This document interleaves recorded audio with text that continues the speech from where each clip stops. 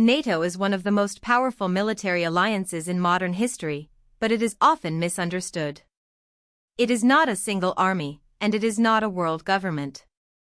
It is an intergovernmental alliance of 32 independent countries, mostly in Europe, plus 2 in North America, the United States and Canada. Its core promise is simple but enormous: if one member is attacked, the others treat that attack as a threat to them all. That promise has shaped the security of Europe and North America for decades. NATO was born after World War II, strengthened during the Cold War, adapted after the Soviet Union collapsed, and was reshaped again by Russia's invasion of Ukraine.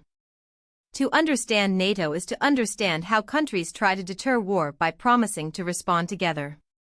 The alliance began in 1949 with the signing of the North Atlantic Treaty. Europe had just survived the devastation of World War II, and many governments feared that peace would not last unless they created a stronger security structure. The treaty brought together countries that believed their safety was linked across the Atlantic. The United States and Canada provided military and political weight, while Western European states gained reassurance against future aggression. NATO's early purpose was not only to fight if necessary, but to prevent fighting by making the cost of an attack unacceptably high. In other words, NATO was designed as deterrence, the idea that a potential aggressor will think twice if it knows it could face many countries instead of one. At the heart of NATO is Article 5, the alliance's most famous clause. It says that an armed attack against one member is considered an attack against all members.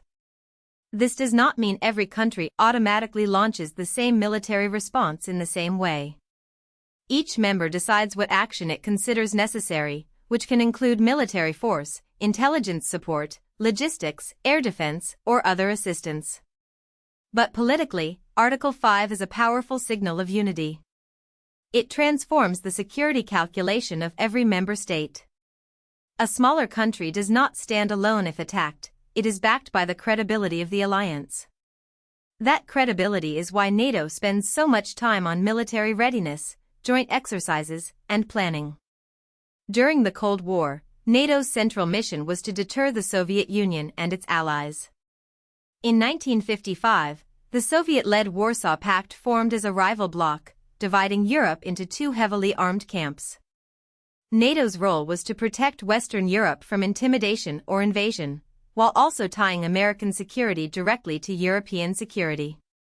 This was a major strategic choice. The United States committed itself to defending allies across the Atlantic, and European members accepted a shared military framework. The Cold War never became a direct NATO-Warsaw Pact war, partly because both sides understood the risks of escalation. NATO's success during this period is often measured not by battles fought, but by a larger war that did not happen. When the Soviet Union dissolved in 1991, NATO faced a major question: what should a military alliance do after its main rival disappears? Instead of disbanding, NATO adapted. It took on crisis management, peace support, and operations beyond the territory of its members. The wars in the former Yugoslavia became a turning point.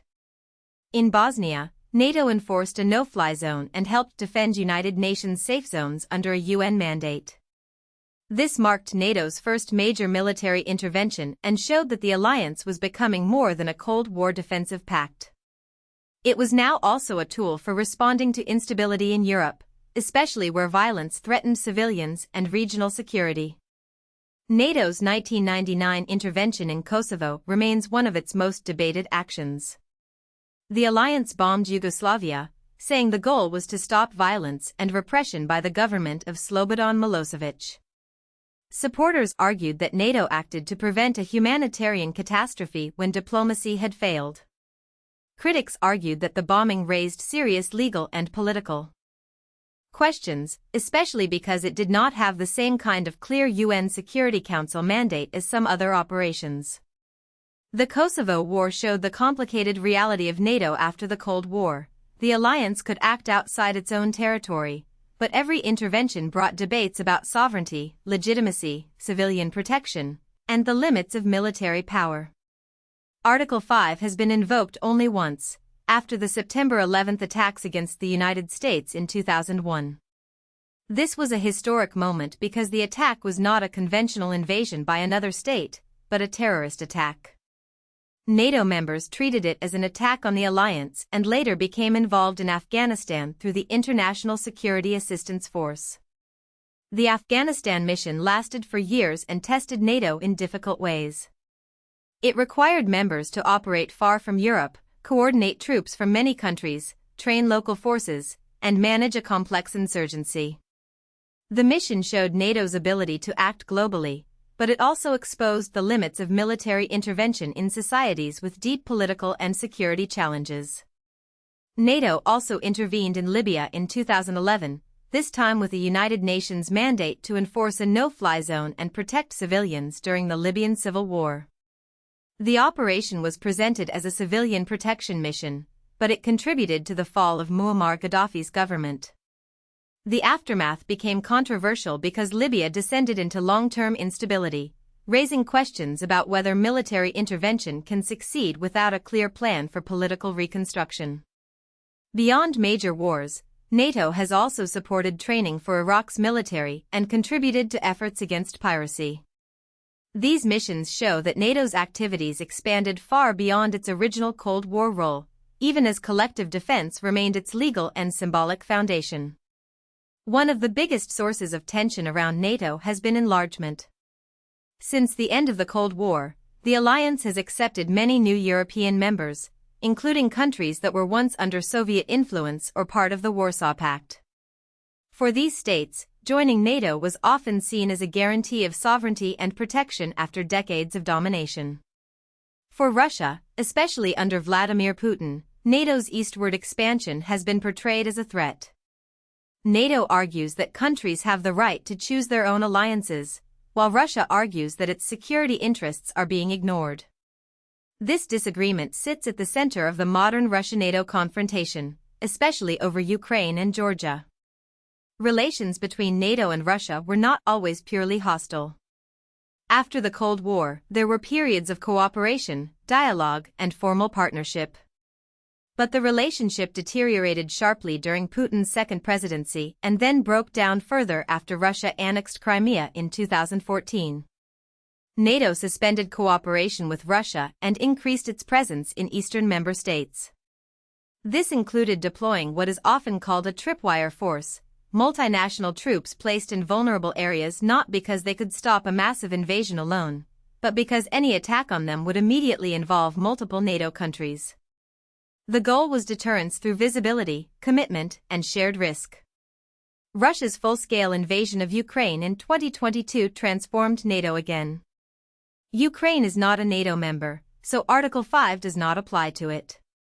But NATO countries have sent major military aid, training, intelligence support, and equipment to help Ukraine defend itself.